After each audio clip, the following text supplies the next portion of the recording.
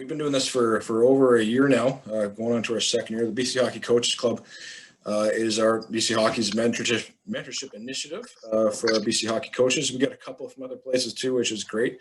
But we want to offer our coaches who attend these the support of mentors like Bill tonight, who have coaching experience at levels where local coaches and regional coaches aspire to get to someday. And we want to kind of create our goal anyways, to create a feeling of cohesiveness among both as we work and learn together in a very informal environment, kind of like having a cup of coffee with an NGL coach, which doesn't happen every day, but we try to make it happen for you guys. So so we're super thrilled, as I said, to have Bill Ranford on tonight, goaltender coach of the LA Kings, and many may remember him as the goaltender of the Edmonton Oilers years ago in some of their glory days.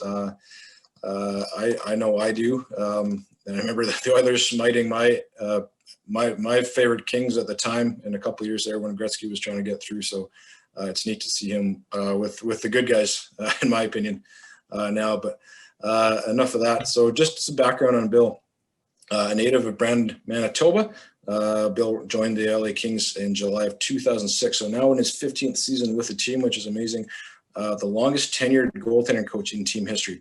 Under his tutelage, the team's goals against average dropped steadily during each of his first 6 seasons, and saw Jonathan Quick win the William M. Jennings Trophy for lowest goals against average in the league in 2013-14, as well as 2017-18.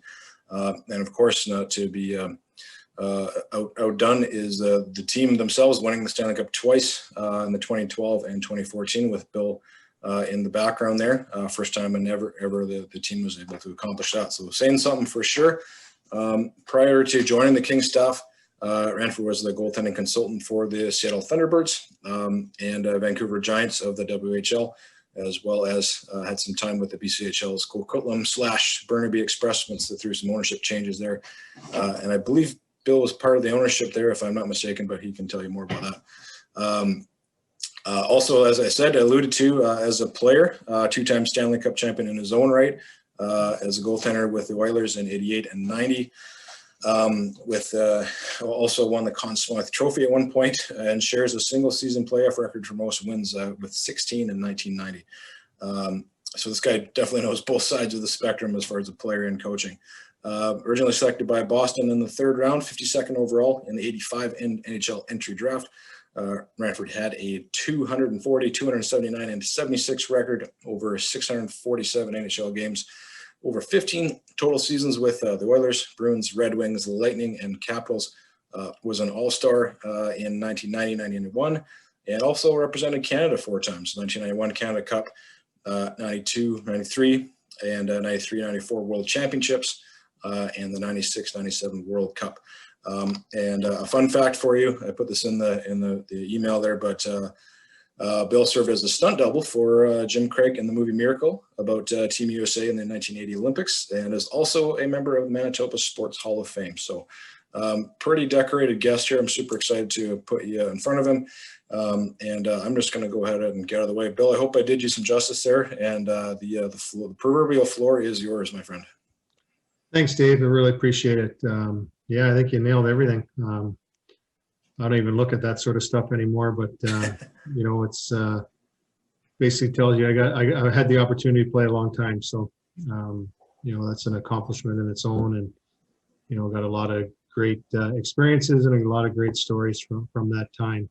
I just want to really emphasize here, guys, that we want to make this casual, and don't be afraid to jump in, interrupt me if you're confused about something. I've basically tried to make this as simple a presentation as possible in order to basically stoke the fire for you guys to open things up at the end, because for when Dave asked me about a topic, he kind of threw some ideas out here, and this seems to be the question that I get so often from young coaches, you know, about the integration of goalies into a practice. So, you know, I'll kind of give you my bits and pieces of it, and hopefully this will draw some questions out from you guys. But it's an honor for me to do this. Obviously, you know, I still live in New Westminster. I played my junior hockey out there. Then obviously, as mentioned, I started my coaching in the BC Hockey League with the Coquitlam Express / Burnaby Winter Club, or Burnaby Express.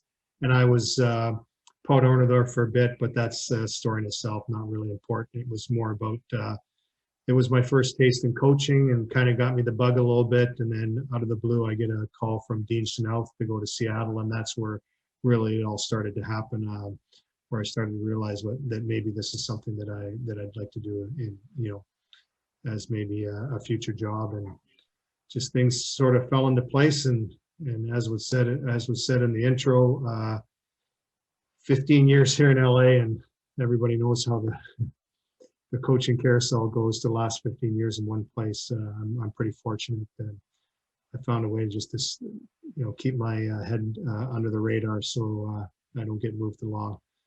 But I'll start with the first slide. Hopefully this works. The biggest thing when we talk about from, dealing with coaches and talking to coaches, and I go through the same experience, with the different coaching staffs that I've had over the years in LA, but the biggest thing that I talk about is a proper warm-up. Establish a system that works, that the goalies are warmed up. I find if a goalie's warmed up, he's more engaged, and he's going to be more focused on what he has to do to continue to improve his game, but also to compete in the way you want a goalie to compete in a practice setting. I always talk about it's something that we do. I started very early on in my coaching career is just the stationary shots from the slot. Just get a single shooter, kind of as the guy just skating around, the way the kids like to just kind of fool around with pucks before practice starts and everything. So I always just grab a pile of pucks. Either I do it or I find a guy that likes to shoot, just kind of warm up the goalie's hands.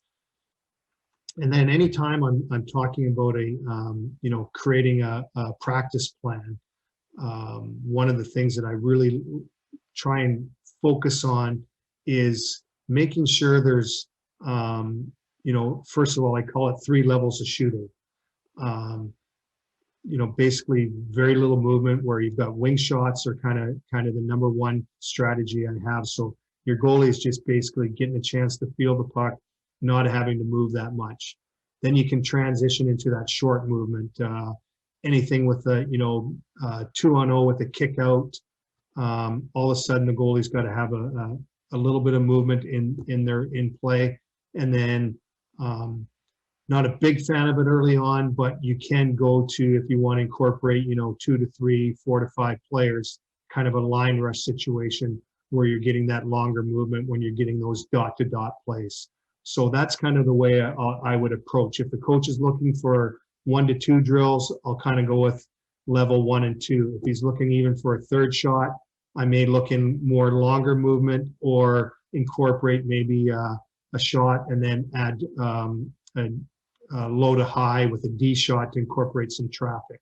So we're just trying to give the goalies some different looks, but making sure that they're feeling the puck and feeling good about themselves before you get into the meat and potatoes of the practice. I put it at the bottom. Goalies are not targets. If they're warmed up properly, compete level will be higher and they will practice better. I know from my own experience, some of the rinks are cold, and if I'm getting dinged early, I'm not feeling it, and you're gonna have a tough time getting a good practice out of me. So it's no different for younger guys right to adults. A warmed up goalie is going to be a more competitive goalie. One of the other things that I like to incorporate in a practice, and obviously this isn't something that's going to happen every single day, but it's also number one, a way of warming up a goalie as just far as movement, skating, the fact that he's got to go from the crease to the back of the net. It's another form of warming up a goalie, but it's also starts getting into a little bit of structure of communication with your goalie and your D. For example, our calls that we use are leave it, same side, and over. So a leave it, obviously, you're just leaving the puck and getting out of the net as quickly as possible. Same side is the puck, the side that the puck enters. The puck is going back to that same side. and the over is obviously the side that the puck comes in, you're going over. A lot of teams have gotten away from using the term reverse, just due to the fact that the D partners will use that term themselves a little bit. And so it causes less confusion. An over is going from one side of the net over to the other. So it seems to simplify things a little bit. But that communication aspect of things is really important. And I said, forcing the goalies to get out of the net will improve their skating skills. That ability to get out there and get out there quick is important. One of the things I didn't put in here, kind of one of my rules that I try and put in place as much as possible, is if you can enter, if you can leave and enter on the same side of the net, is something to talk to your goalies about. When you start drifting and stop the puck on one side of the net, drift a little bit and come in the other side of the net, that's where you can start running into D and causing confusion. So as much as possible, you want to talk to your goalies about the side that they leave is the side they enter back in. And then the last point, it's a good warm-up drill. We used to do it, and I know we used to do it in Edmonton a lot when I first got there way back in the late 80s, early 90s.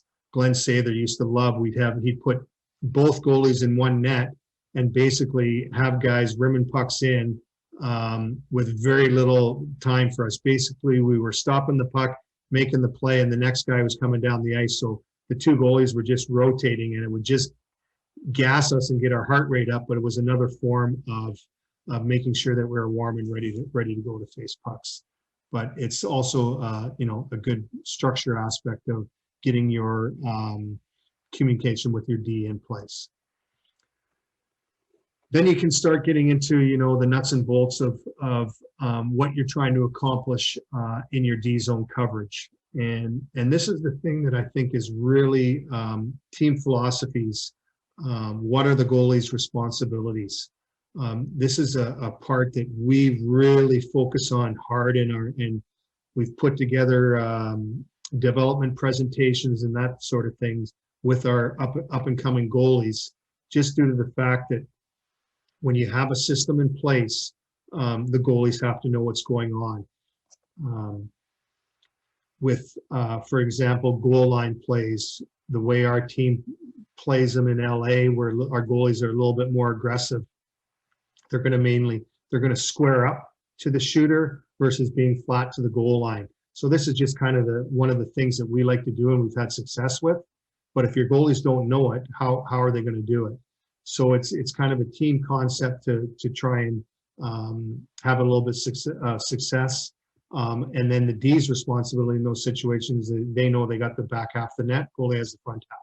So it's just a way that we handle goal line play so there's no confusion. Same thing kind of goes for any low 2-on-1 situation, whether it starts from the half wall to below the goal line or half wall behind the net. We have a system in place so the goalies know what they're responsible for.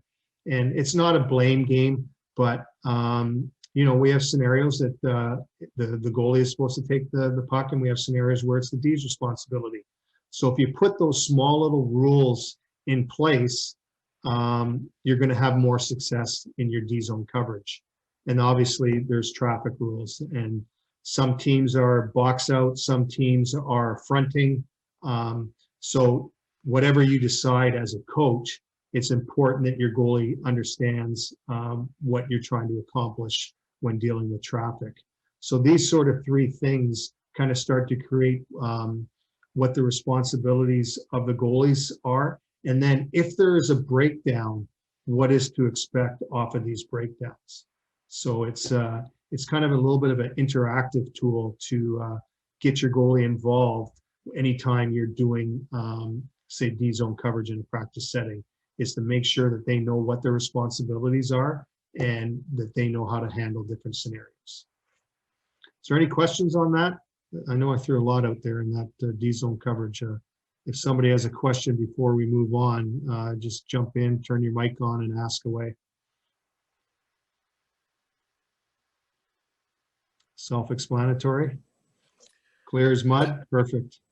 Bill, how do you Often in a practice, you sometimes see goalies and they're just away in their crease, not part of it. And like maybe what are some strategies as a minor hockey coach to get coaches, to get their goalies knowing the systems, the D zone like you've outlined here. But sometimes we're a little bit hesitant or scared to engage those goalies, kind of thinking they're left to their own devices. But how often do you, for example, go over D zone coverage or where to be when the puck's the other end, or those little things? Is it a couple times a week? Is it once a month? Or yeah, no, probably if not every day, every second day for sure.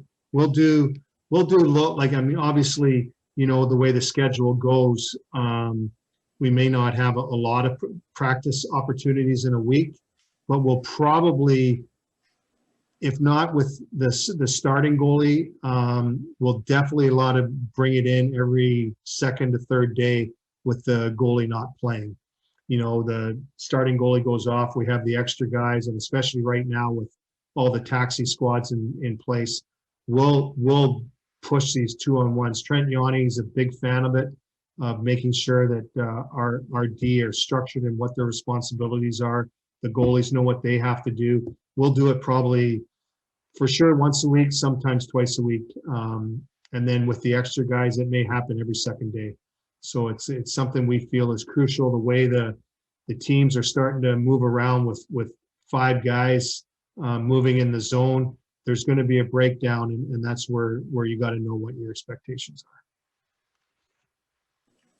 Do you find your goalies have a particular method of information absorption, let's say, that's more successful?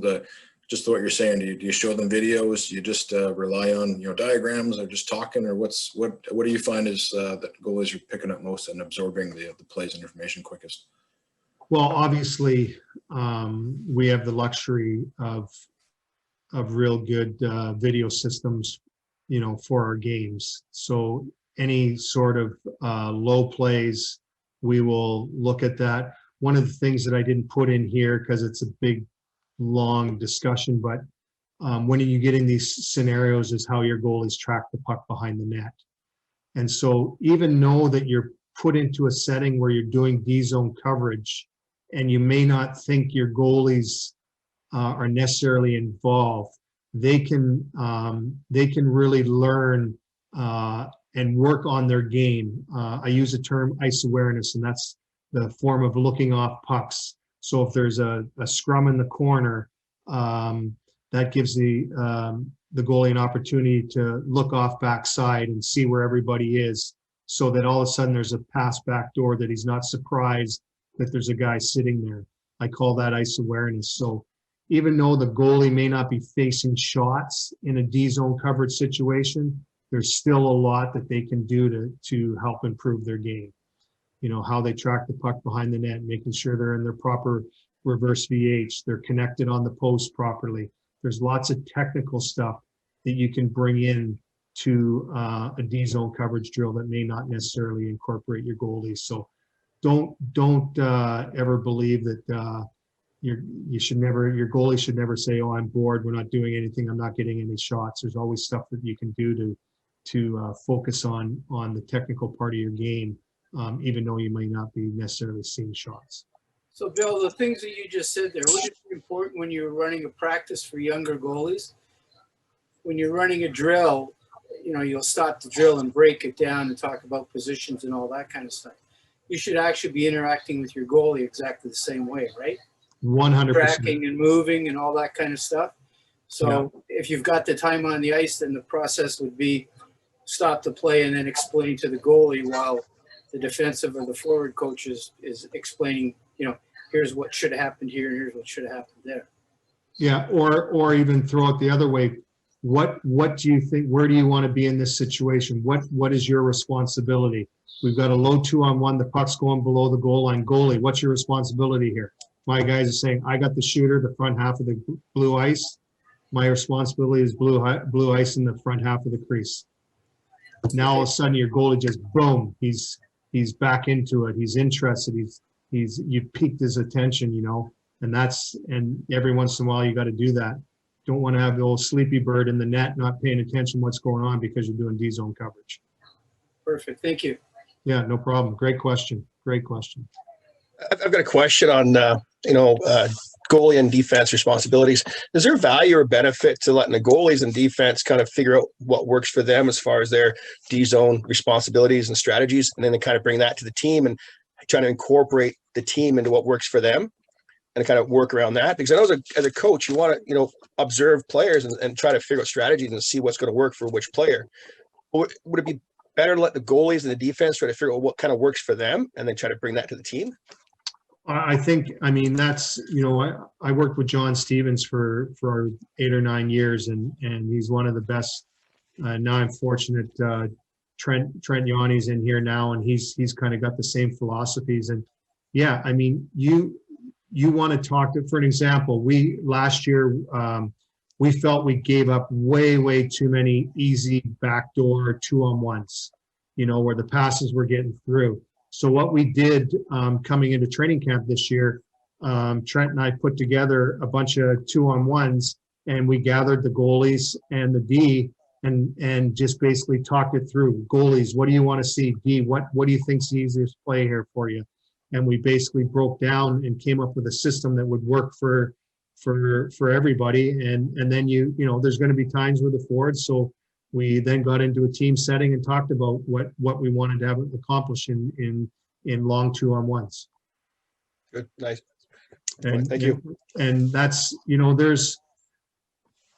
going to get scenarios where maybe you got a big goalie that's not as mobile, or you've got a small goalie that's athletic. So you got to play within their strengths. So yeah, for 100%, if you got D that are great sticks, you want to put it in place. It's going to make your guys as successful as possible as a group. I've always looked at the goalie coaching position and the D coach, that you guys we're basically a team of 8 kind of thing. The 6 or 7 D and the 2 goalies. We're a team, and right. I've always approached it that way. Great, thank you. Yeah. Hey, Bill. Yes. How, from your point of view, and what age do you want your goalies talking? Like directing, helping move, take him, don't. Do you think that's important, or in what age? Well, I think at any age, if you can get your goalies interactive and talking is huge. Pointing out that there's somebody in front, that somebody's loose. It should happen as soon as they've gotten to the point where they've decided they're going to be a goalie moving forward. It's never a bad thing, but not every goalie is going to be that vocal type. You're going to have guys that are a little bit more quiet than others, but it's another discussion point. You know what, goalies, listen, if you see somebody back door that's open and your D doesn't, let your D know, guy back door. It's communication goes a long way. We really struggle with this new age athlete about how quiet they are. Because if you play on teams that are really good in their D zone, you can hear them talking all the time. There's great communication. I got him, take him. There's all buzzwords that go on, and that's when you know your team's dialed in. If you're not hearing anything, usually you're struggling in your D zone. So, whether it's D, forwards, or goalies, anytime you can talk and communicate is huge. Thank you. Yep. We good there? Bill, I got one more from my end because I'm just curious myself. Yep, go ahead. You talk about working as a team with other coaches, and full agreement on my side. How do you know maybe when to pick your spots, as far as stopping a drill, and maybe head coach or assistant coach is running the drill, and all of a sudden you say, hey, head coach, can I have him for a minute and talk to the group? Or how do you address the dynamic of when to jump in, I guess? Do you have some strategies that you do with your coaches to know who's got the floor and when? I think in the meat and potatoes of the practice, very rarely would I step in with Todd or any of the head coaches that I've had. If something's going on and we're maybe in zone doing something, I can skate up to Todd and mention something to him, and he may stop it.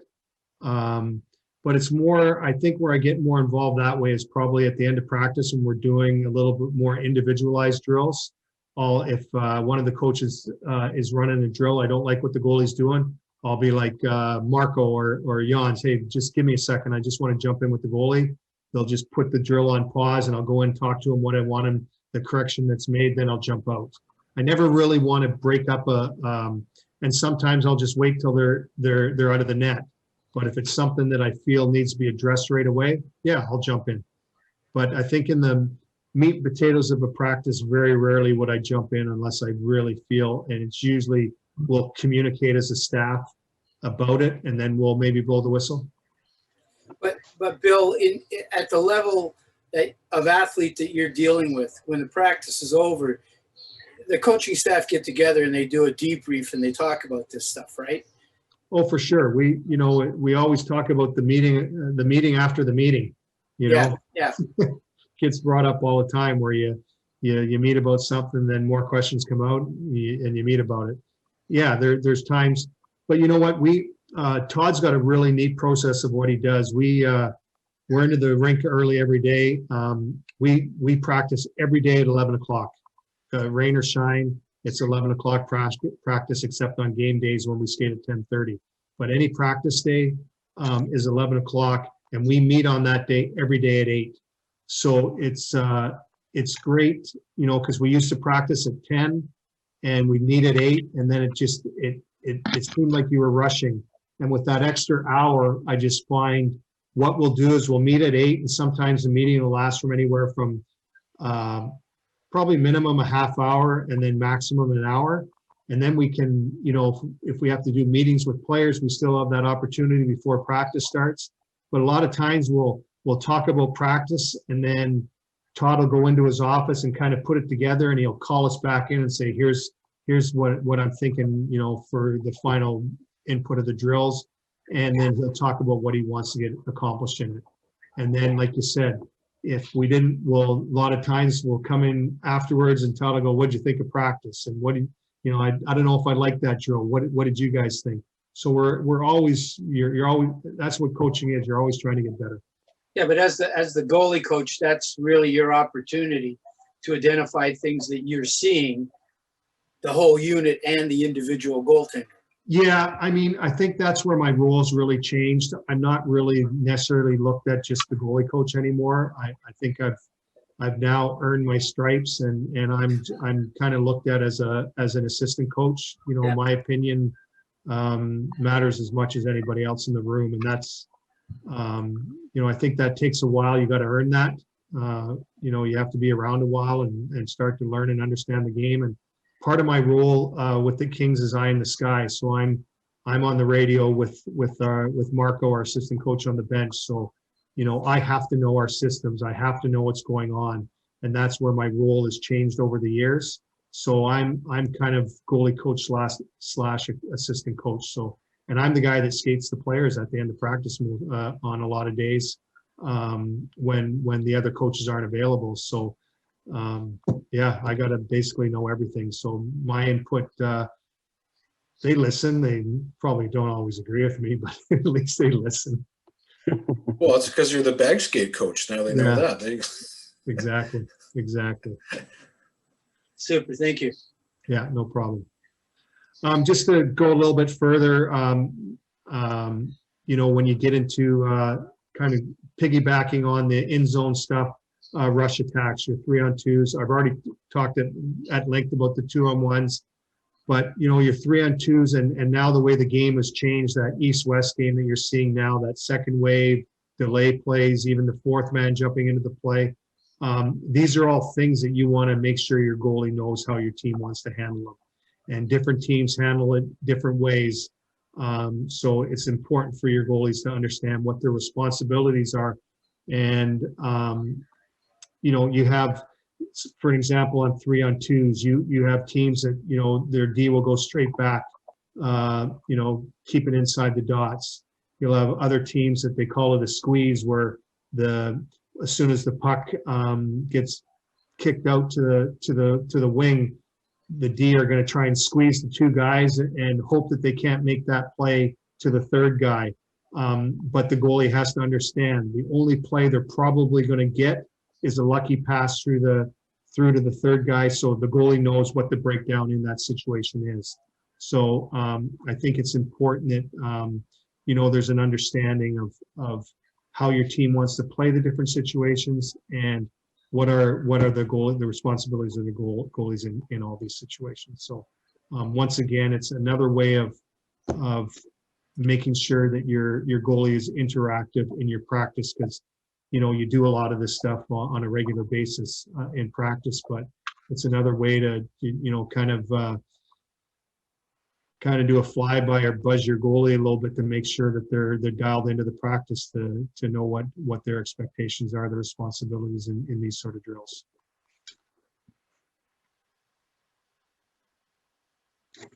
Any questions on kind of rush attacks?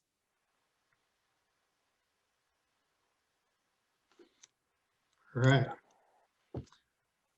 Goalie maintenance, and that's this is something that I kind of took from Don Hay a little bit when I started working with the Vancouver Giants. Even though Don was kind of considered an old school type of coach, he was kind of ahead of his time, and as far as because of the way the schedule was in the WHL, a lot of times you'd have that Monday through Thursday off, and he started doing kind of individualized skill sessions on Thursdays. So practice the guys hard Monday, Tuesday, Wednesday, and then he'd kind of take the foot off the pedal to get ready for the weekend games and just break down and do individual skill work. And that also gave me what I call goalie maintenance days. And that was an opportunity to do goalie specific drills. So I've always had it in my mind, there's certain times where I'll talk to the coach about, if we're not necessarily getting everybody going out on a particular practice, to have a goalie maintenance day and a really goalie specific type of practice.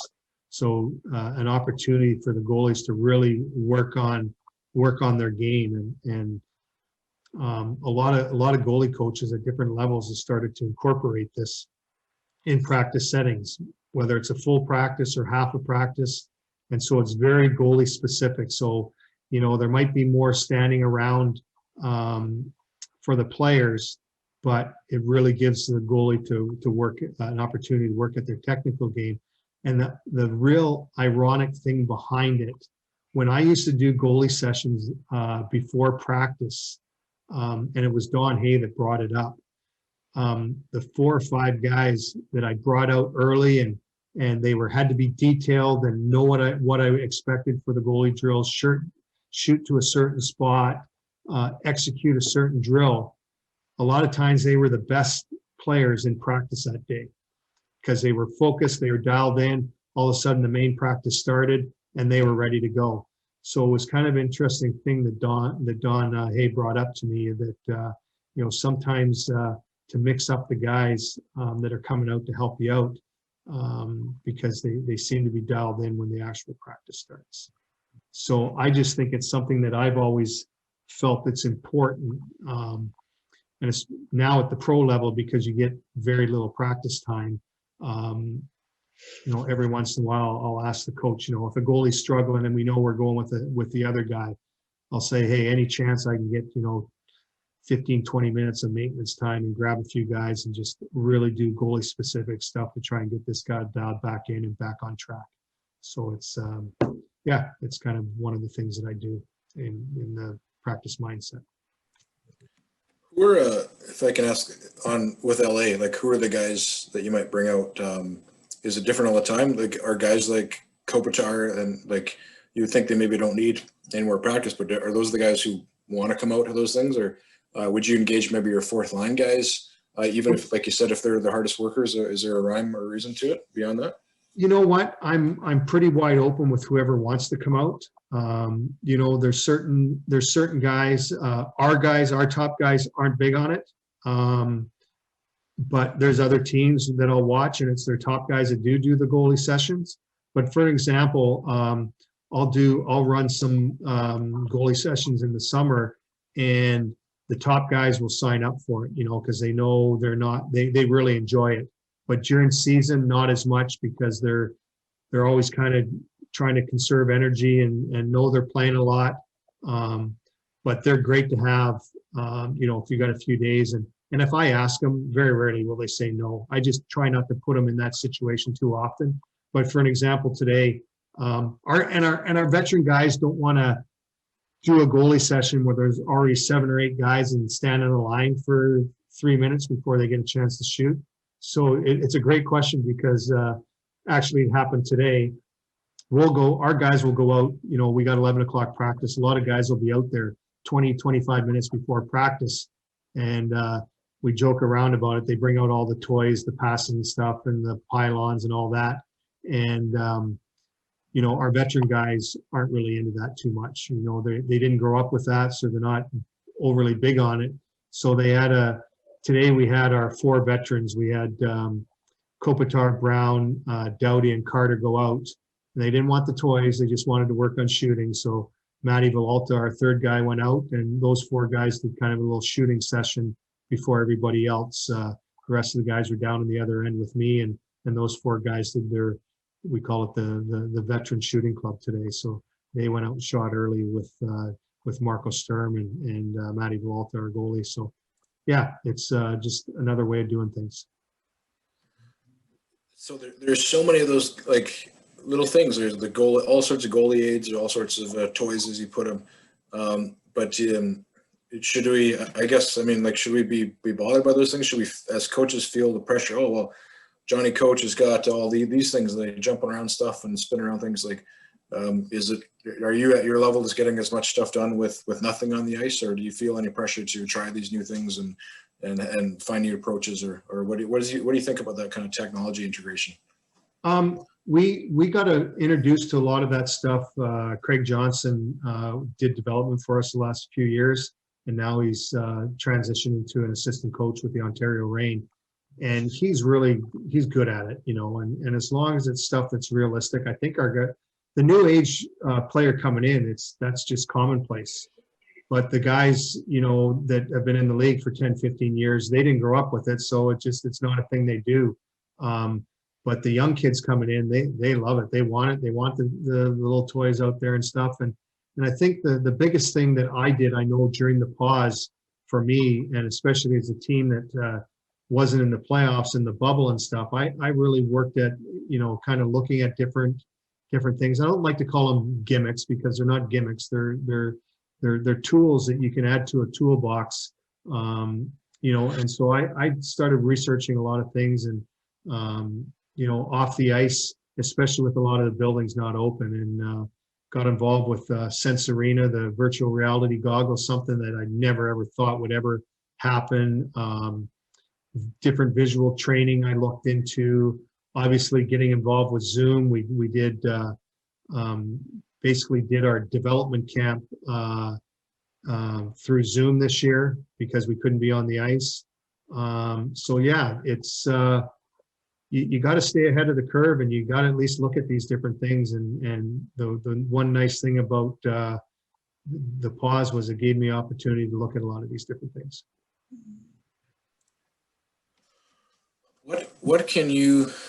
How do you coach a goalie through Zoom? I'm super fascinated in that. And I would say that about any player, any defense, any forward. But what do you specifically do? What's your approach? Because I think we're all in that scenario where it's something we maybe have to start integrating if we haven't. Do you show videos? Do you have them put on their gear and then they're in their garage and going through moves? Or what is the actual method from your end on Zoom coaching? Well, right now with the rules, we have to do all my video sessions are done through Zoom. So for an example, last night yesterday afternoon when I got home, Jonathan Quick picked up his daughter from school and then texted me that he was at home, and we walked through his clips through Zoom. That's what we have to do now. We're not allowed to meet one-on-one with our players anymore. It's one of the new protocols that we have in place. So meetings have to be outside in open air. and any individual one-on-one meetings have to be done through Zoom. So I'm used to having the goalie sitting beside me and chatting about things, watching the clips, and now I'm doing it through Zoom. So as far as necessarily getting guys in equipment, that really didn't happen a whole lot. I ended up getting 2 of our young guys the Sensorina goggles this summer, and they started working on the virtual stuff. Just a way of keeping them sharp and doing something without any of the arenas open. Was listening to the In Goal magazine, one of their podcasts, and there was a pitching machine, and I ended up, because they're available in Canada, they weren't crazy expensive. It was like $70. So I ordered one to see what it's at and talked to our guys about and say, here's an option. A couple of our guys bought them. They thought it was great. Just another tool to work on hands with, because they're stuck at home, so it just opened up all these avenues in order to, do some goalie specific stuff without being on the ice. Is there anything, so through all those technological advances and all the things that have been invented, is there anything you've been doing consistently for 16 years that has never changed and probably never will? Yeah. Attention to detail, work ethic. It's never going to change. That's my mantra. 15 years of it. Yep. Detail, work ethic. If you're not competing and you don't have detail in your game, you're not going to be successful. A lot of people are writing that one down. That's good. Although I think this is my last slide, and we've this is something that I think has really changed, and I know the goalies were kind of always the forgotten, and I lived it, and it's something that's really changed in the whole coaching world, right from the head coach on down, and the importance of building a relationship with your coach. Input from the goalie will keep them on board and motivated. Some things inform the goalie when some of the drills are not goalie specific. Sometimes it gives them an opportunity to compete when it's not necessarily goalie specific.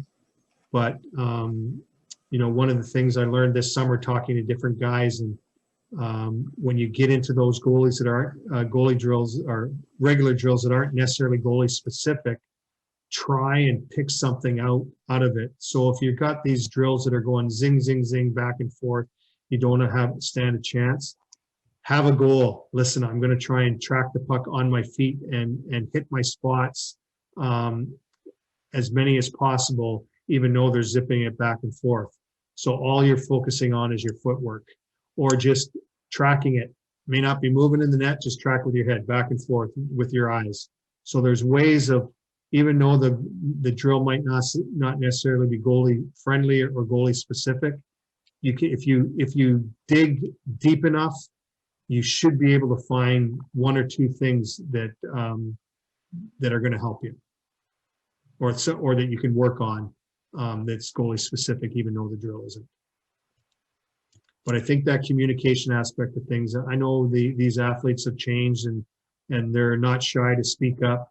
But I think if you have a good relationship with your goalie, you're communicating, you're going into a practice that may not be goalie specific, say, hey, listen, this is not going to be a great practice for the goalies today, but these are things that we feel we have to work on, we need to address.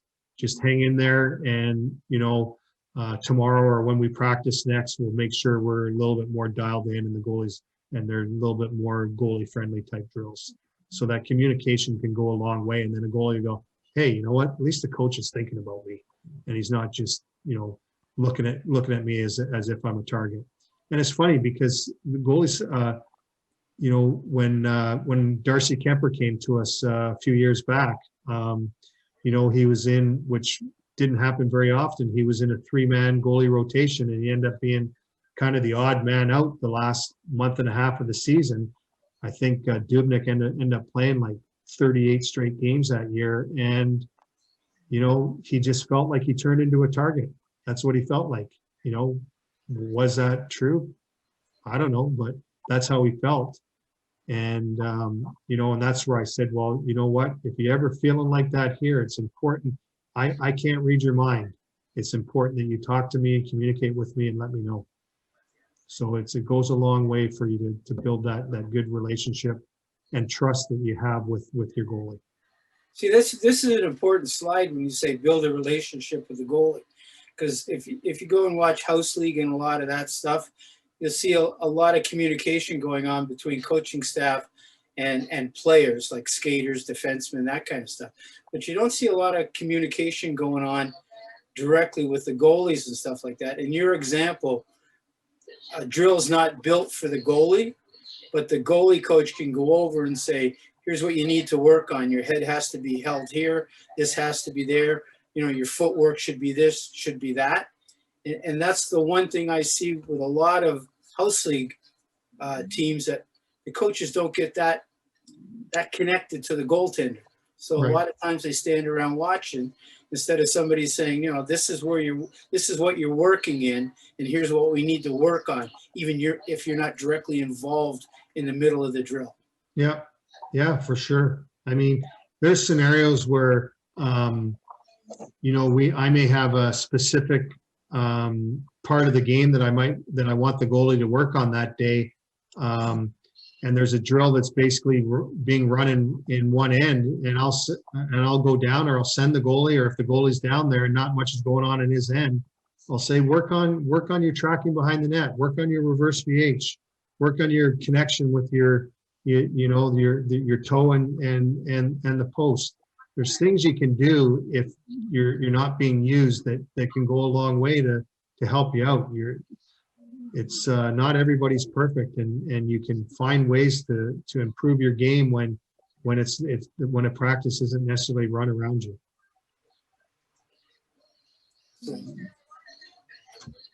I think that's my last slide, guys. I hopefully was. There's been some great questions already. I'm hoping that we can open this up, and if there's some areas that I may have missed, I was just kind of trying to think in my own little world of what I deal with on a daily basis, but there's probably lots of things that I may have forgotten.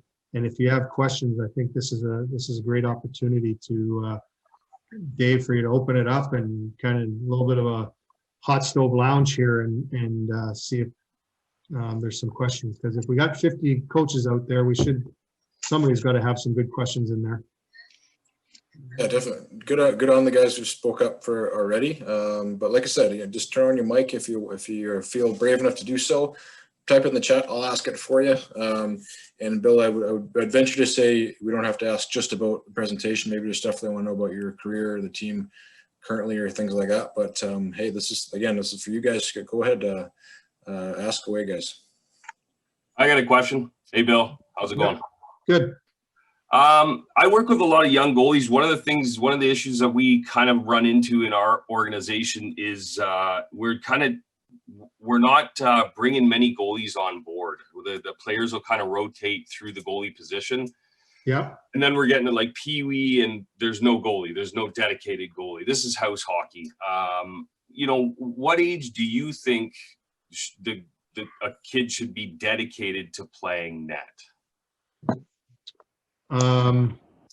Gosh, I'm not too keen on the age levels, but I think as soon as you get out of that concept of running the goalies through, that anybody can play goal, as soon as you get out of that age group where you're starting to look for, that's where you really need to look closely at who, seem to enjoy it when they're in the net, and kind of push them in that direction. Is it,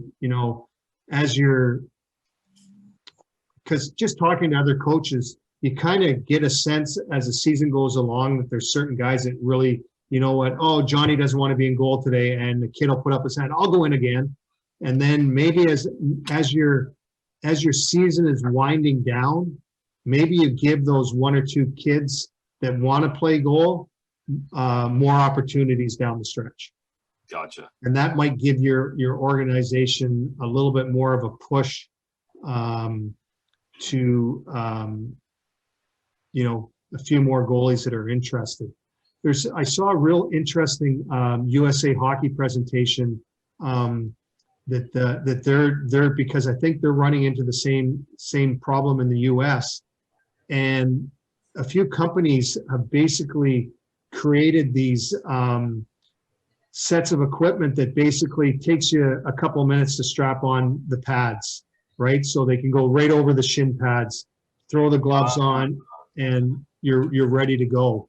So I think, you know, if you, whether it takes a little bit of fundraising or whatever it is, to try and get a few of those, I forget what the term they use, but it's basically snap-on goalie equipment sort of thing, right? Mhm. If you can get your organization to buy a few sets, and then what they did, they started having goalie days, and they try and bring out some local goalie coaches and basically let everybody try playing in net. And for an example, because it was USA Hockey, they had you could be Jonathan Quick, you could be, you know, you could be Hellebuck. You know, they would name the top, you know, US NHL goalies, and that's who you were. And they put a number on the ice, whoever you picked. If you picked Jonathan Quick, they do a marker crease in number 32 and tried to basically build some fun out of it. So I thought it was a really interesting concept. And literally it took them 2-3 minutes to strap on the pads and you know, throw their forward gloves down, put on the goalie gloves. And I think they had like might have even been a chest protector or something that they threw on them, and then boom, they were ready to go. Kind of snap on goalie, and everybody got, and they kind of gave everybody an opportunity to do it. Just kind of had a rotating system. And the kids that weren't in the net were the shooters. So it was a pretty good little concept. And they just had kind of at each station, they had a coach or a goalie coach just kind of guiding the kids and making some fun with it. Thanks for that. I'm happy I asked that question. That's a great answer. No, that's a really, really good minor hockey league question, because I know it's always going to be an issue. And the thing that we find is if the kids aren't protected properly and don't have the right equipment on, I'm going to tell you guys, the puck hurts. So if the puck hurts, why would I ever want to be a goalie?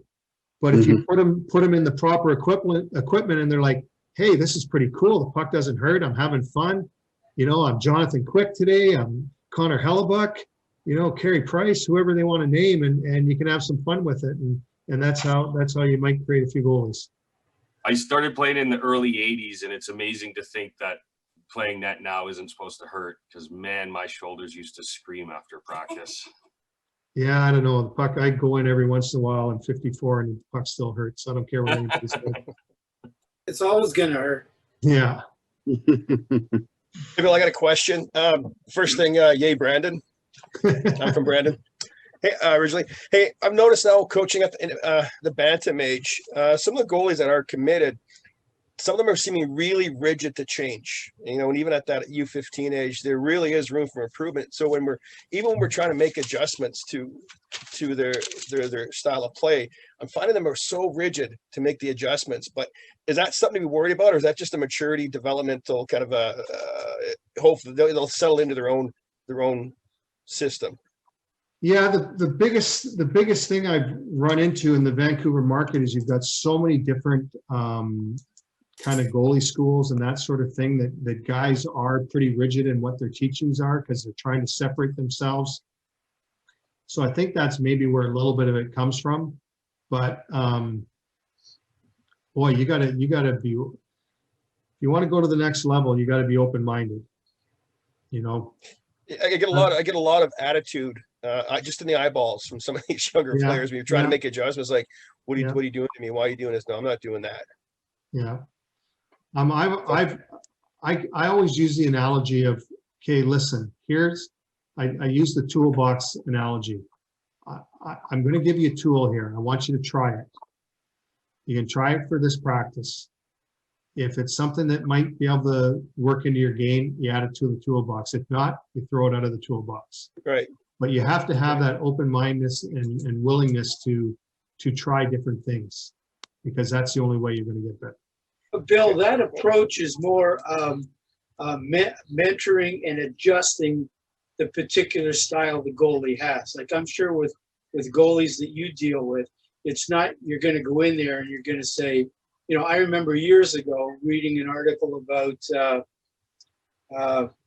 Brodeur, and he said that the goalie coach that he had at that particular time was trying to get him more into a square butterfly stance, which really wasn't his natural character. So Right. I can understand you might get some attitude from a goalie when you're going in and you're trying to rebuild him from the skates up. But if you're going in and doing what you're doing, which I think is the proper approach, here's an adjustment and here's a tool you can use. Yeah. And let's figure out how it best fits you and how you feel most comfortable with. Yeah. Like I said, one of my, you know, most important things are attention to detail, work ethic. That's what I want to be known for as a goalie coach. I don't believe, if you look at the guys I've had over the last 15 years, I hope the only way that you're able to tell that they've worked with me is by their detail and work ethic. I don't believe I create a cookie cutter style goalie. I've had, you know, from Bernier to Quick to Jones, you know, get on the list. Each guy's always different in their own way, and you work within their strengths. But one thing that I have zero tolerance for is guys that don't have detail and work ethic. So I think the cookie cutter philosophy is really hard for me to, you know, comprehend. Yeah, I have exactly the same concerns, and you know, the kid's been at it a couple of years already, so muscle memory, all that kind of stuff is there. Now it's a matter of, as you say, attention to detail and these minor things here. You know, hold your head up like this when you come off the post. Try to move in this particular, you know, like this or like that, right? You're just making those small adjustments. Yeah, for sure. You got to be willing to try different things. Yep. It's the only way you're going to get better. Thank you. I'll toss this softball at you, and I think I know the answer, but for all the great goalies you've worked with over 16 years, has anyone been totally closed to new things? Is anyone not learning anything? Is anyone like, you know, take off, Bill, I know what I'm doing here? Or I would assume that the best goalies are the ones that keep learning and keep adapting. Or I feel like if you're at 15 and you think you know it all, you're probably not going to be playing much longer than 15. But Yeah. One guy, that's it, my whole time. Really? Yeah, only one. I have a question for you. Is he still in the NHL? Yeah. Oh, okay. Good. His game or not? I'm scared to ask who, but No name, fair enough. but only one. Every other guy has been wide open. I've only had an issue with one. Only had him for a short while, but hey, it is what it is. So point being, 99% of the goalies you work with at the top levels are more than willing to continue to learn new things and try new things. And just give you an example. Jonathan Bernier, very high hockey IQ. You know, you gotta spend time with your goalies, gain that trust. But Jonathan Bernier you couldn't just tell Jonathan, I want you to go do this. He wanted to know why and how it was going to help his game. That's so fair. When I was working with him, I knew, okay, Joe, this is why we're doing this. I think this is how it's going to help your game. For an example, he came out of he's a smaller guy. He came out of the American Hockey League, All-Star game, MVP, and joined us with the Kings. And that year he was playing probably a foot inside the blue paint, and very successful with it because very patient, great technical goalie. And then he got to us, and the shooters are just that little bit better shooters, and he was getting beat. And I said, Joe, I think we need to make a little bit of adjustment, not a big adjustment. You're not going to play a foot above the crease like Jonathan Quick. That's not you. Let's move you like 3 or 4 inches higher. And, then he went on a run. And so just a slight adjustment, showed him where he was getting beat because of his depth. And you know what? He made the adjustment and he took off from there. So But that's because of your attention to detail. 100%. Yeah. I have a question for you, Bill. This is related to general coaching, but what do you say to a goalie who, after they've had maybe 3 or 4 goals, pucks get past them or the game's getting out of hand? How do you keep them focused and into the game without sort of either because of their intensity losing it and getting really mad, and you don't have the luxury of maybe getting a relief pitcher in there? So Yeah. That's where, you've got to try and create I think they call it a reset system in place. What can you do to reset? What's your reset button? Some guys are, spray their face with water. Some guys are skate to the corner. Some guys are, let's focus on the next shot. There may be a buzzword, feet set, hands ready. You've got to come up with some sort of reset tool to kind of wipe out the bad and get back focused on the good. And we learned this from, different psychologists that guys work with and that sort of thing. That's always seems to be the big thing. You have to come up with some sort of reset to get yourself back on track. That's a real important point there. The young goalies I work with, I tell them to watch the hockey game on the weekend or during the week, and to specifically watch the goaltender if they get beat, because you'll see the goaltender lift the mask, turn around backwards, take a drink of water, or skate back and forth like Hextall used to do, whatever. And I just say to them, that gives you a second to reset your mind and get focused again, and then get back in the crease and start to think about what's going to happen when the puck gets dropped again. Yeah. And from some of the young goalies I've worked with, they've come back and I notice in the game they get beat, and all of a sudden they're emulating what they watched that night. Yeah, that's good. That's good. Bill, what was your reset? What was your, and what do you see, what did Jonathan Quick, Cal Pearson, I'm assuming they're all different. Everyone's going to have their own thing, but what are those actual things that you've seen? To be honest with you, I don't know what their resets are. I haven't really talked a lot of, we started, it was part of our development, one of our development presentations that we really got into it this summer, because by the time I get them, all that stuff's usually in place. And my development coach, for an example, last year was Matty Villalta's first year pro. That's one of the things that they worked on, coming up with a system and approach. So by the time I get them, hopefully all that's in place. So to be honest with you, I don't know what my guy's reset is, to be honest with you. It's never really been an issue with either guy, so we really haven't had to talk about it. If anything, with what I'll talk about, with our guys going into a game is, we've done the pre-scout, and I said, okay, this is a really good rush team. Let's focus on our depth. We've got to play a little bit deeper just because these guys really move the puck well. Or I'll say, hit your spots. Make sure you're hitting your spots tonight. Good edge control. So just little buzzwords for them, So hopefully that's kind of some of the things that they use for their reset. I have a question. Go, Jim. Hey, Bill, I coach a minor hockey team, and before our games, we have 5 minutes allocated to warm up. In that 5 minutes, what would you advise for a goalie? I mean, how much of it is stretching? How much of it is taking shots? How much just skating around?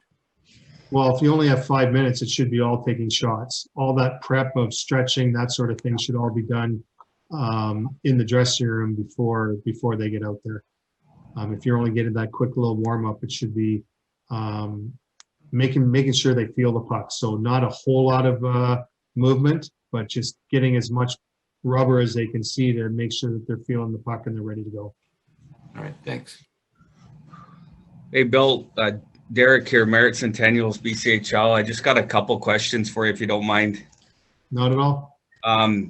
First one, I wanted to just ask you, what in LA, what do you guys like to track during games, kind of situational stats specifically for your goaltenders, and what's important for you guys? And then my second question, kind of piggyback off that for goal setting. When you guys sit down with your goaltenders, what's important to the LA Kings besides the normal, save percentage, GAA, things like that, and what's important to you guys? Thank you. Well, I'll answer your first or your second question first, and that's I'm not. I mean, obviously stats are important, but it's more. Jonathan, I've been with Jonathan Quick for 12, 13 years now. And the only thing he worries about is, obviously he probably worries about his stats, but he's a real win motivated type of guy. So, it's not, I don't talk about stats with our guys. I never have.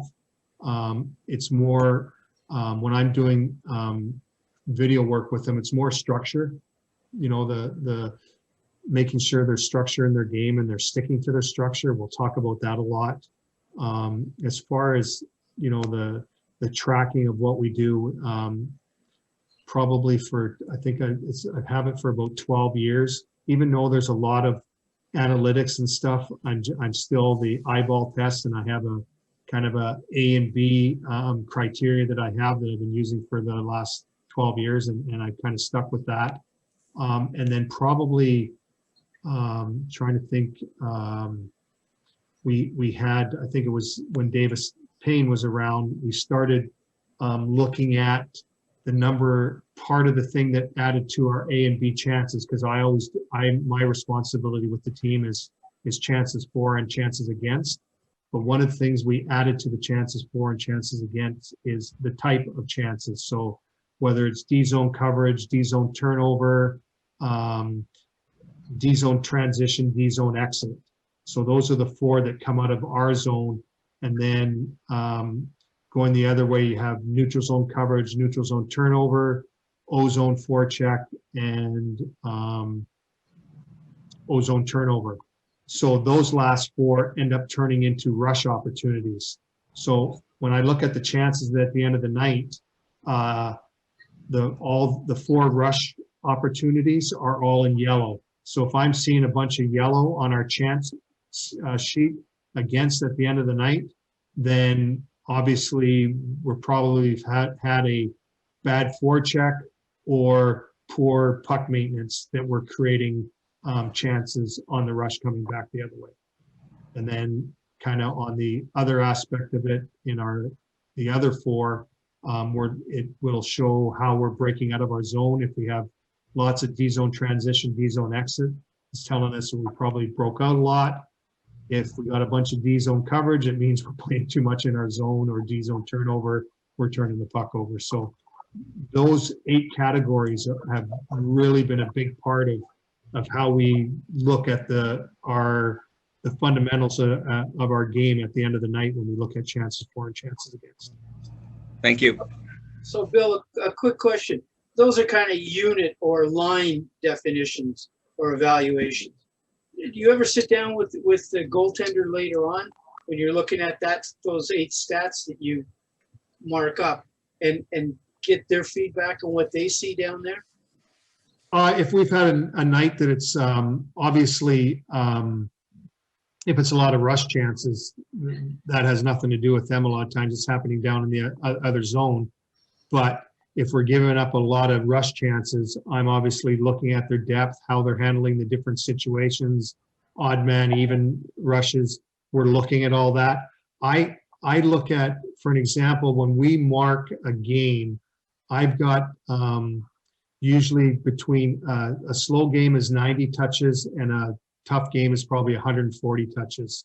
So I'll look at those 100 or so touches in a game, and each clip is about 10 seconds long.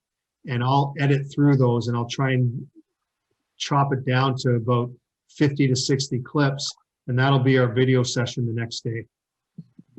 So there'll be all different scenarios that we'll go through. But say if it's a night where it's a ton of rush chances and they're a really good rush team, we're looking at what we're giving up, how we're reading our responsibilities on the rush. I'm looking at their depth. Do they have flow going backwards in odd man rushes? Just looking at all different things to make sure there's consistency in their game. Well, I got 3 questions that are coming from the chat, and some guys been patiently waiting for them, so I'm going to try to get to them. So thanks, Richard, for waiting for your question.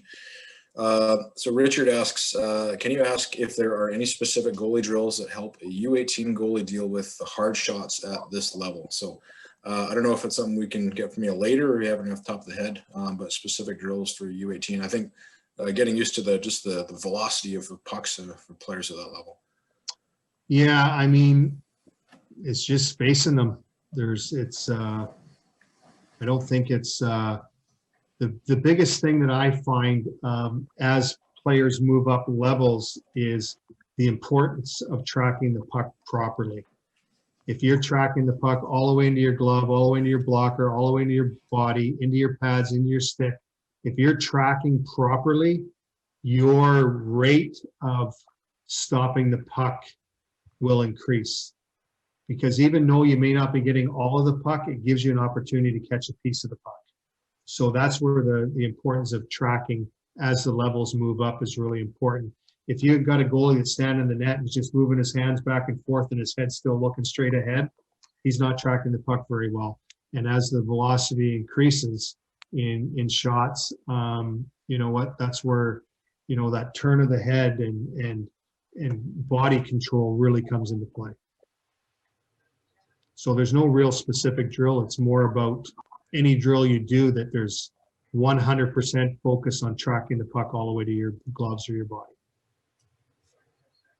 Right. Next question comes in from Aaron.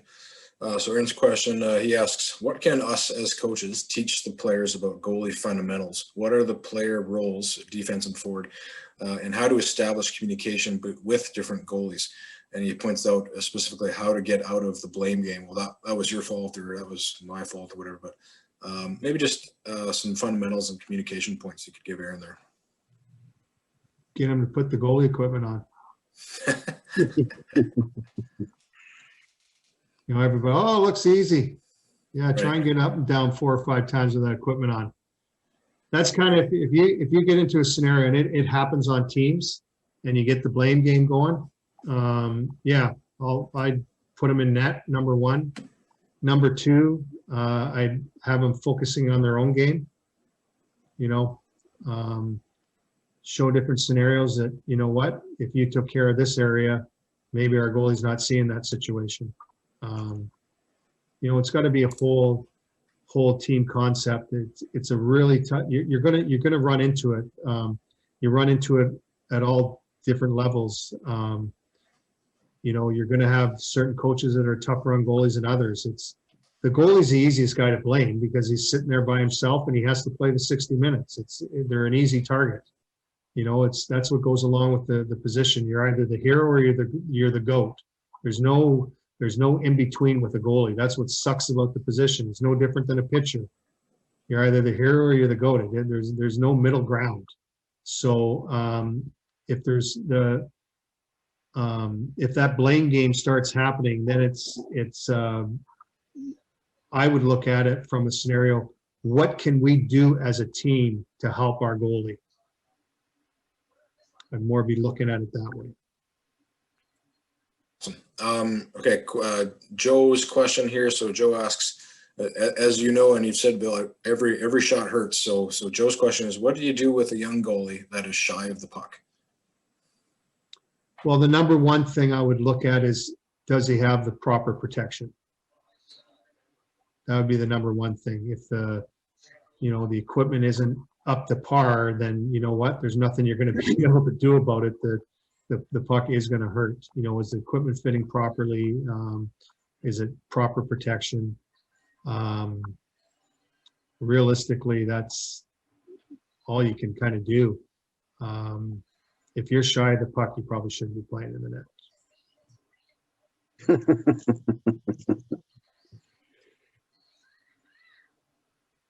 You're on mute, Dave. That's my first time. Thanks for letting me get through this. Thanks, Bill. So last question from the chat anyway, and then after that we can open up the room here again. But Brent asks, what are some of the common mistakes goalie coaches make? Oh, that's a good one. Probably overcoaching, I think. you know, the biggest thing, I went through it, the market in Vancouver is just so competitive, and each company is trying to, you know, it's their livelihood. So they're trying to set themselves apart. But, you know, the thing that I find sometimes you just have to forget about that. And the number one thing is stopping the puck. And I've always been a big believer in that. You know, you can have gimmicks, you can paint on the ice, you can do all that sort of thing, but you know, you don't want to create a hockey school type goalie. You want a gamer, and so there's certain times where I'll skate up to a goalie and say, you know what, just enough with the technical. Just stop the puck. I don't care how, just stop the puck. And sometimes a goalie needs to hear that. Because if you're getting too much in your head, are my gloves here? Are my skates here? Is my head in the right position? Am I on the right angle? Am I on the right depth? They got so much going on in their head that by the time the puck is shot, they have no idea what's going on. So I'll have a practice where I'll say, you know what? I don't care what you do. Just stop the puck. Stop with the back of your head, diving, stacking the pads, whatever. Just stop the puck. And that's sometimes, you know, so I think just sometimes I'll give you, there's certain times where I know our guys are just sick of me. I'm here every day, that they're just sick of me. And I would be too. So there's certain days where I'll just sit back and not say anything. Just let them have a day. So I think probably the most important thing is just sometimes you're too much. So don't feel you have to, as a goalie coach, you have to goalie coach because you're the goalie coach. If that makes sense. Sometimes you just have to sit back and sit back and watch. Awesome. I've got a question, Bill. Yeah. What are your thoughts on goalies standing? Most goalies stand with their 5-0 open a bit, but standing with their stick on the ice, but angled so that the puck hits is a low shot, hits the stick and deflects up into the pads. And I've had a couple goalies who I've tried to, you know, get them away from that. And I'm like, no, I went to a goalie clinic, and that's where they're showing us what to do. And I'm just trying to figure out how that's beneficial or safe.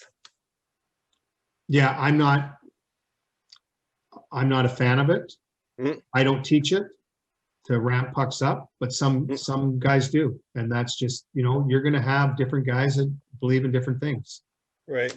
And you just, yeah. Well, that's where I got attitude from one young goalie trying to get him to score off his stick. And he would just look at me in the corner of his eye like, no, what are you doing? You can't you don't know what you're talking about. And I'm just looking at his just basic angles. Well, I know there's certain groups out there that I'm still of the old school that stick, I call them stick rotations, putting pucks up into the glass, into the netting, ends of play.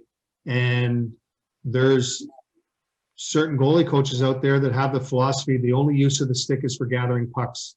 Everything should be, all pucks should be angled with your pads. All you use the stick for is to gather pucks. Okay. That's a philosophy. Do I agree with it? No, I don't personally, but I'm not right on everything. I'm not the expert. I've got my own philosophies, and that's, you know, some of my philosophies hopefully differentiate and either help me or not. But you have to have beliefs, you have to have a system, you have to have structure in what you do as far as your teachings. And there's guys that believe, you know, paddle down's bad, that it should be more 3/4, and others believe, you know, overuse of the RVH is happening now. Others believe you got to use it more. So everybody has different philosophies, but I have, this is my thing. This is how I work with my goalies. I said, you guys can do anything you want in order. you've got to this level for a reason. You can do whatever you want, but as soon as you start costing us hockey games by the way you're doing things, then it becomes my way. Right. I guess that's what drew my attention. It was just because the rate of success, it wasn't working. Yeah. So if, trying to drink. so if pucks are being ramped up into the net and into the goalie, causing rebounds left and right, and goals are going in, that's where you got to step in and say, listen, it's not working. What you've been shown is not working. You're leaving rebounds everywhere. You're ramping pucks up into your own net. It's not working what you're doing. We need to fix it. Well, and I'm not a goalie coach, and I don't even try to pretend I am. I'm just trying my best to learn as what I can for the benefit of the goalies. And I was just, so your job would be to research what another way to teach him how to handle pucks on the ice with the stick. Yeah, and I just didn't want to step on a goalie coach's toes, and okay, if that's where they're teaching it in the goalie clinics, okay, there must be some benefit to it. But I'm like, but it's not working. So reach out, find out who the goalie coach is, reach out to him, talk to him, and find out what their philosophy behind it is. Explain what you're seeing, and if goals are going in because of it, then there should be some sort of discussion about an adjustment. Okay. Yeah. Thanks for that. Yep. Bill, out of my own curiosity, when you encounter new techniques, new philosophies, things like that, like how actively are you I guess researching them, evaluating them, are you trying them out, you kicking tires on new techniques, or like when you like RVH has come through and paddles down, things like this, like have you put on the pads and tried them yourself? What's your process? I'm not trying them out. I can't physically do I couldn't barely butterfly, let alone the reverse VH and all the stuff they're doing. But 100%, I'm watching, I'm learning, I'm asking questions. New guys that come in, I'm asking them, trying different things, like like you're seeing that what do they call it, the overlap or whatever, where you see Demko doing it, where he's got pads on tracking behind the net. He's got for longer limb goalies, they got their pads on both posts. I'm not a fan of it, but a lot of guys are doing it. They're liking it. I've talked to our guys about it. We've tried it. Some guys might use it. Some guys might not. Most of my guys are comfortable with what they're doing right now and aren't as comfortable with that, but it's not saying at some point that they wouldn't try it and may use it. Okay, I got to. Oh, go ahead. Hey, Bill, Wade McLaughlin here, Peninsula. Real pleasure having you online. I play goal myself, and when asked who my idol is, it's Bill Ranford. So great to chat with you. A couple questions for you. I have the good fortune of coaching some young kids here in goal, and I'm challenged. It was good to actually hear you comment where, you're having a tough time going in the butterfly or sort of the different styles that these young goalies are performing right now. So I'm trying to understand and trying to transition my play and my style to be able to coach these kids on the ice. But I'm finding that they actually know more than I do. Who did you sort of look to as inspiration to gain your new sort of way of teaching these young goaltenders, or did they kind of teach you and you sort of brought in your style? I mean, you're a Conn Smythe winner. I mean, you're a Stanley Cup winner. How did you sort of transfer your skill set into the new way of the goaltenders, I guess? Just watching and learning. Obviously, early on in my career, I was fortunate enough to be involved with Hockey Canada symposiums early on when they allowed NHL goalie coaches to be involved. So you get 6 to 10 goalie coaches together in a room and you start talking about stuff. You learn a lot. Obviously, watching other goalie coaches in morning skates, talking to guys in the elevator rides. This summer, I contacted just about every single goalie that I've coached over the 15 years that are still playing, just to pick their brain. What changes have they made? What stuff are they from the time with me that they're still using? yeah, I mean, I've been doing this for, you know, at the NHL level for 15 years, but I think I'm humble enough and smart enough to realize I don't have all the answers. So I'm constantly digging. I'm digging to, you know, probably the biggest thing that I learned from Dean Lombardi, his days here, try to get 3% better. So I'm constantly trying to watch others and learn from others to see if I can incorporate some things and add tools to my guys' toolbox. Love it. Thank you. Awesome. Okay, I got 3 more questions bombed in from the chat here, so Yep. I'll get to a couple of those. So this person's name is Owner, apparently hasn't changed their name, so I would encourage them to do that so I know who you are. But anyway, the question is there room for a smaller goalie in today's game? Your era and prior small, quicker goalies were accepted. Now the large, taller goalie is only making it or really getting looked at. The shame is there are some smaller athletic goalies that are getting overlooked. So maybe more of a commentary on the size of goalies, who's getting more chances, and how do you work with both sizes? And I mean, if you're a smaller goalie, I assume you shouldn't give up. I think you should probably keep paying attention to detail, I would guess you would say, but I'll leave that to you, Bill. Yeah, I mean, I'm 5'11", and I was average, you know, right around average height for goalie of my era. And now not a lot of people would look at me. You know, you've got Saros, Jonathan Bernier, even Quickie is on the short side. You know, the guys in the 6 feet and you know, 5'11" to 6 feet. There's not a lot of them left in the league anymore. But I also believe there's still room for, you know, if you have that good technical package. And the only downfall that you have to being short in this new era and this new way of playing is there's so much net front traffic and players slashing in front of you that's the only downfall to somebody that's short. So when I'm scouting somebody, that's probably if like the Levi that played for the World Junior, he's undersized and it's got, you know, all the tools, had a unbelievable season in the Canadian College League last year. Now he's at Northeastern. Obviously had an incredible World Junior, but he's undersized. So he probably, if he was 6'2", 6'3", he probably would have been a first rounder.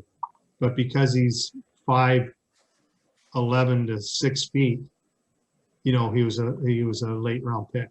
So that's just the reality of it. Is it fair? No.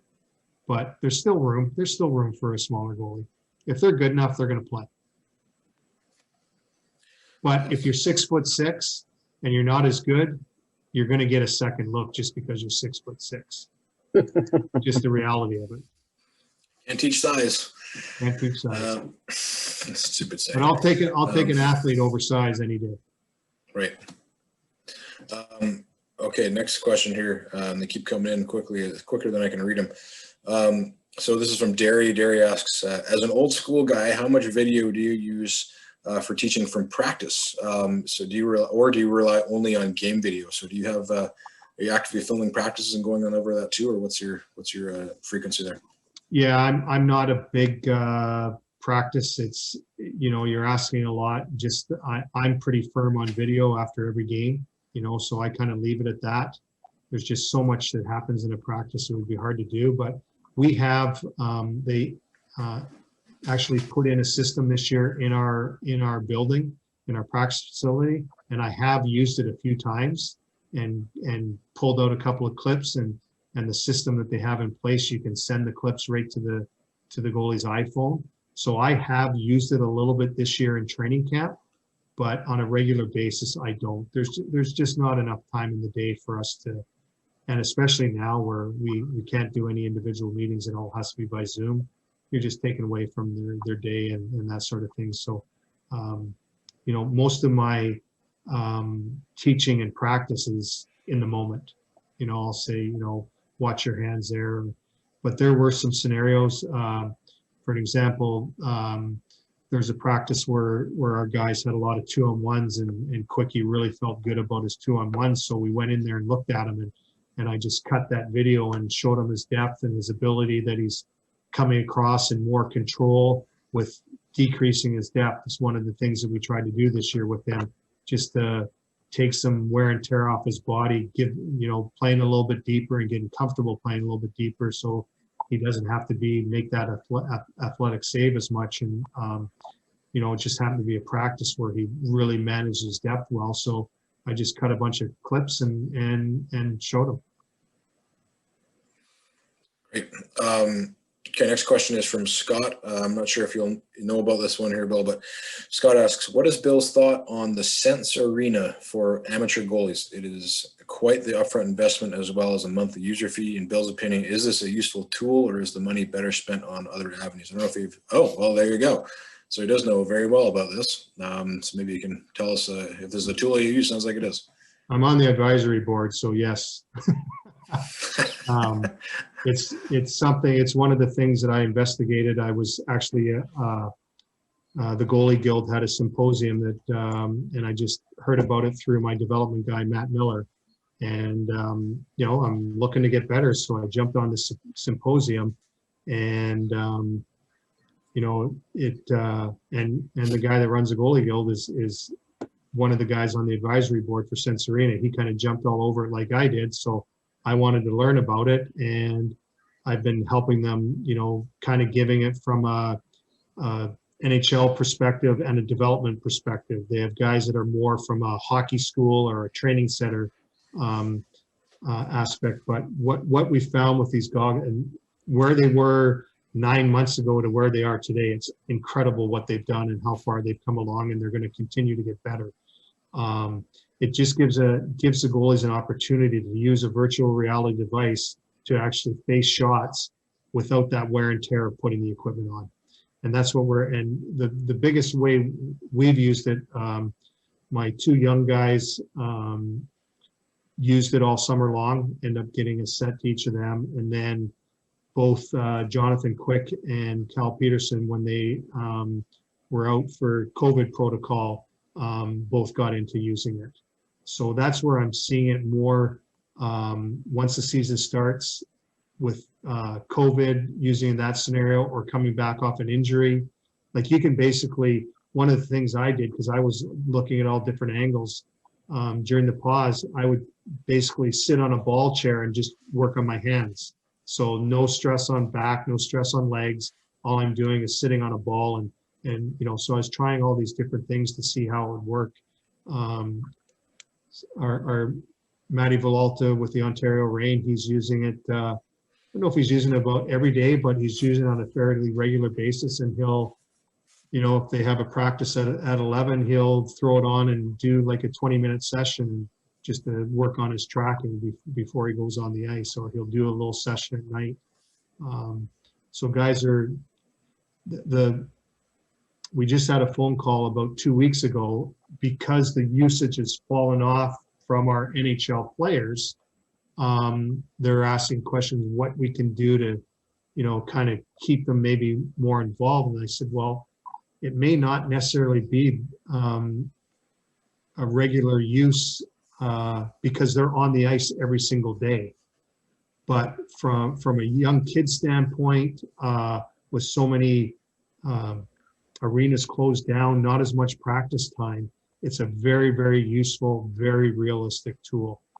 It's a little obviously top heavy, expensive in the front end, but I think what it gives you for the back end, when you actually start breaking down what it would cost you to go into a training center or pay for an hour of ice, it pays for itself very quickly.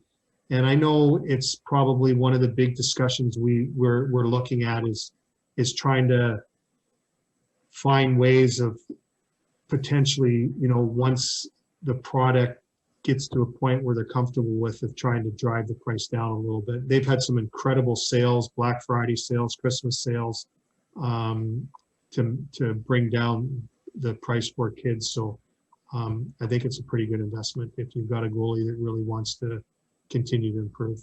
And there's so many different things you can do with it. There's visual training aspects in it. It's not just facing shots. So there's lots of different things. Month's Coach Club sponsored by Sense Arena. Get your Sense Arena virtual set today. No, just kidding. It sounds like a really cool tool. Well, In Goal, if because you guys are in BC, In Goal magazine put out an incredible. Kevin Woodley does and Hutch. They do an incredible job there, and they actually on their website, I think, put a good little demonstration with what the Sense Arena goggles are all about. So if you're interested in them, it's a really good avenue to check out what they're all about before you make the investment. Awesome. Yeah, obviously an endorsement from your level means a lot. So a couple more questions here in the chat. So Rob asks here, I'm a very new coach and only coached a couple practices working with goalies at the Adam level, or we're calling the U11 level now. Looking back, what advice would you have given yourself starting out as a goalie coach? Simple is better. That's the biggest thing. I think we get too tied up in trying to be all fancy drills and stuff. And what I find is the more simple drills are the best drills. Just keep it simple and detailed.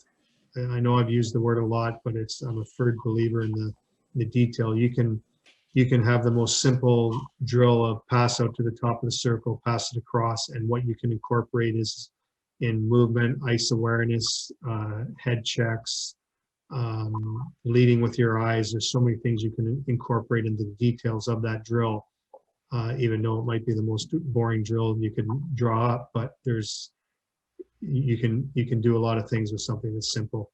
When you get all these dynamic, all these different plays that happen before the goalie actually sees the shot, just not really realistic. Doesn't happen very often. So keep it simple. Thank you. Next question from Rose here. Rose asks, Bill, do you network with a lot of other goalie coaches about tactics, etc.? And if you could work with any goalie who you haven't already worked with, past or current, who would it be? Oh boy, tough question. I talk with some guys about tactics. I mean, obviously you don't, whether you want to call them secrets or not, you don't want to give up too much. But obviously, one guy that I talk a lot to is Kim Dillabaugh in Philadelphia, because Kim was my development guy for a lot of years. So Kim and I, and the fact that we're in different conferences helps out a lot. We will kind of throw ideas off at each other. If one of our goalies is struggling, we may ask each other to look at the goalie and just throw ideas off each other. So Kim and I have a great relationship. So I use him a lot, kind of in that sort of scenario.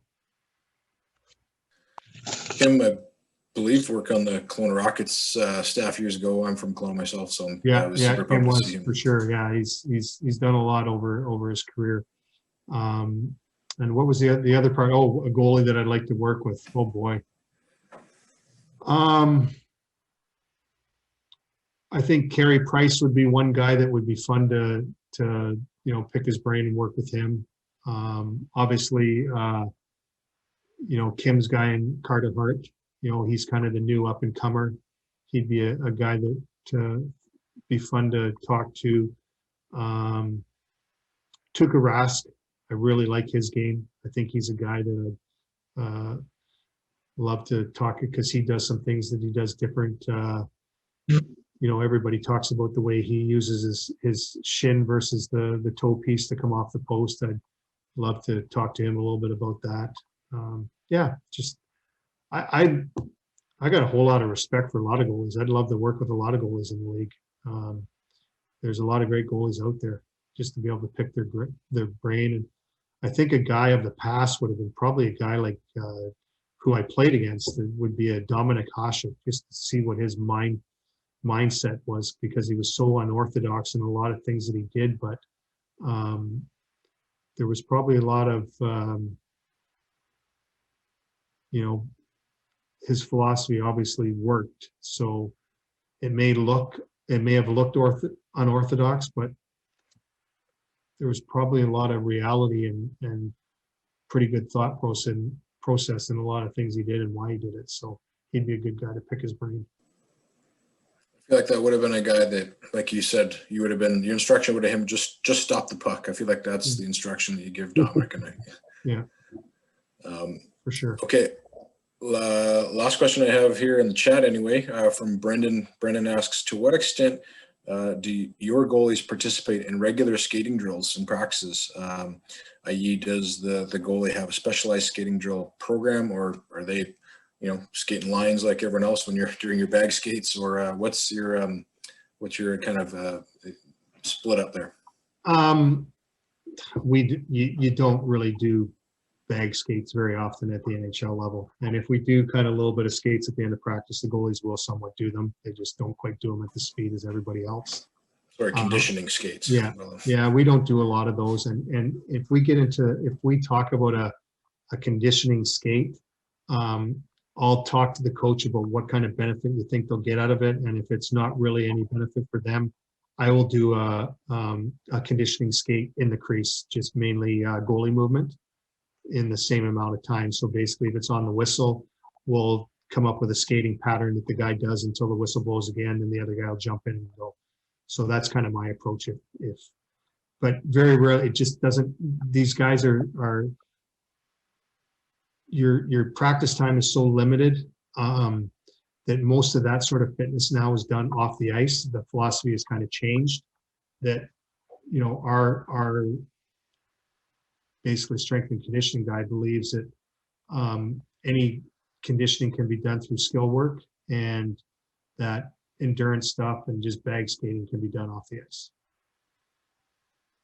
But if we're being bag skated for a reason, discipline, or everybody's doing it. Mm-hmm. Yeah, NHL players, teams still have to get those, or are there still guys screwing around, missing curfew, and you gotta? Not very often. Yeah, it's good. It's good they figure it out eventually. Especially right now, we're not allowed to go out. We right. can't go anywhere, so we're basically hotel to rink and rink to house or condo or wherever you live. The protocols are so strict right now. It's not a very exciting life. Mm-hmm. We're just happy we're working. Yeah, for sure. I think a lot. And we can't complain. The fact that we got to stay home, we can't really complain because we're working. So. Yeah, and I think we're lucky in BC here. We've been not able to play many games, that is, but we're able to practice. And all the province has been different, and we just got our WHL going and things like that. So we're happy with what we have too, even though it's frustrating. Everyone wants to play. It's not ideal, but at least it's something. So that's all the questions I've seen in the chat. This would be a good time if you had any last ones here, guys. That would be a good time to get your last ones in here before we let Bill go for the night here. Hey, Bill. Yeah. Gary Layton here. I think I might be the only guy here who you and I have both worked on the same goaltender. And you've done a much better job than I did, so I'll have to give you kudos for that. Ben Scrivens, if you remember him. Yeah, I know Scrivs. Yeah. Okay. So yeah, I did win Bantam. If you had to do a skill, like you're coming down, what would you want?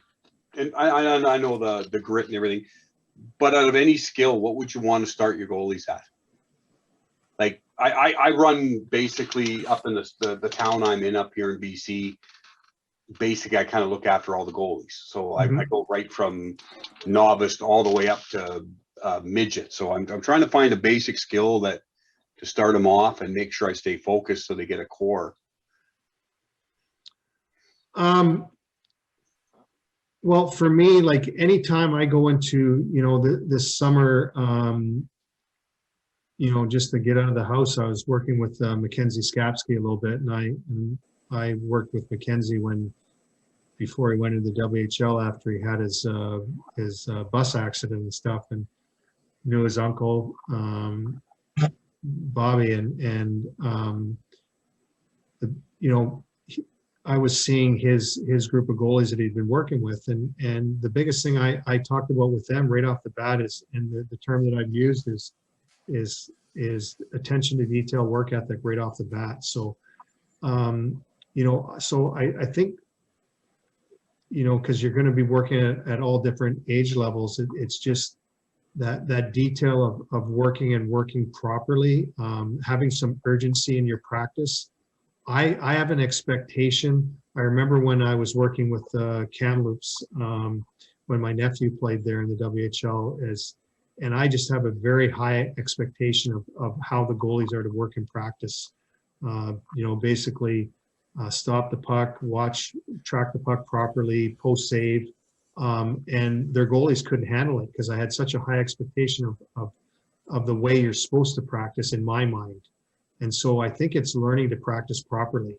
Have detail in your practice. Make sure you're tracking the puck properly. Make sure you're tracking to the, if a drill allows you to post save, basically try and create as much as you can what you do in practice and what you're going to do in a game.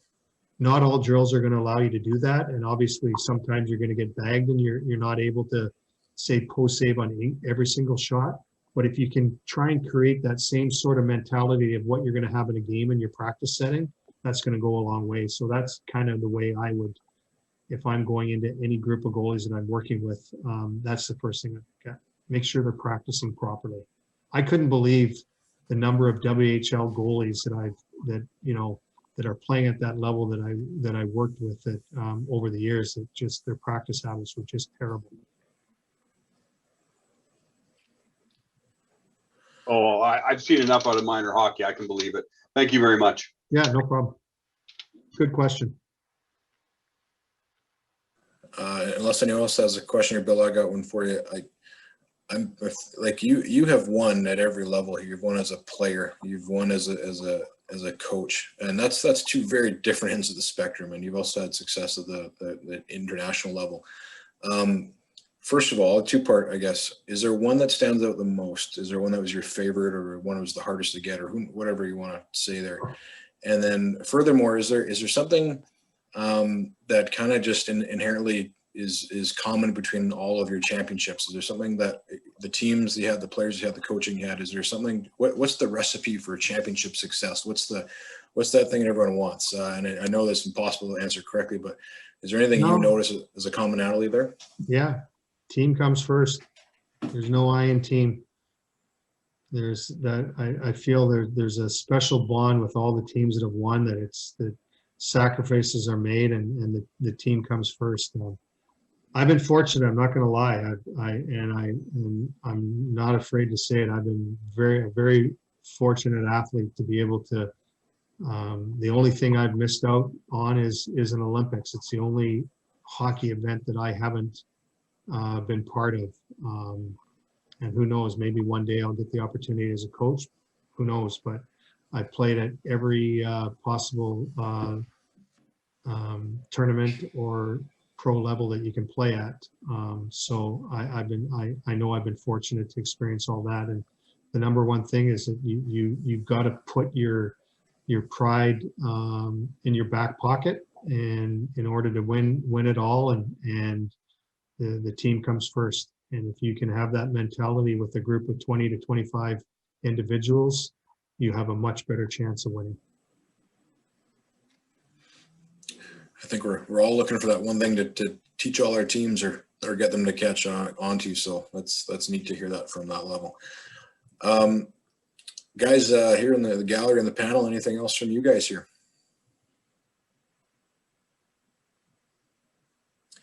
Hearing nothing, Bill. Well, we're at an hour and 50, near 2 hours here, getting a couple of thank yous in the chat here.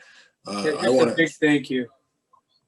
Absolutely. No, that's a lot of time and a lot of information, a lot of wisdom and knowledge to spend. Appreciate you making the time for us. You certainly didn't have to, but went out of your way to do so. So I appreciate that, and I think everyone here does. I can speak on behalf of everyone. So I'll give a hearty go Kings go, Bill. I hope the team gets back on the rails here. I want to see another 6-game win streak here. I'm sure not everyone here feels the same, but just want to wish you the best going forward here and all the success we can here for the rest of the NHL season. Yeah, well, I really appreciate you having me on, and I think I know from our Coaches Association, there's been a really big focus, especially during this whole COVID year that we've gone through, that it's been a big push from our coach association to get involved in mentoring and mentorship programs. And you know, when you sent me the email, you know, my coaching started in BC, so this is a easy give back, and I think given the opportunity to pick the topic, obviously with all the questions that we had tonight, it's important that you know, we come up with it sort of the system and the communication with these goalies to help them out. And I was just really impressed with there's a lot of great questions today, and the fact that, you know, made my brain work to think about, you know, ideas and ways to answer the question. That it's been a good night.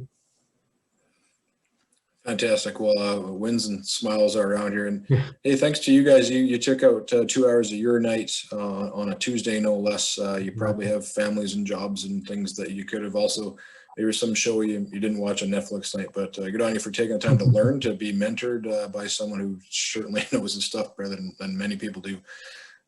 So good on you for your commitment to getting better and hopefully making your players better in turn. So unless Bill, you got any final comments, I'll just kind of wrap it up here. And just everybody be safe.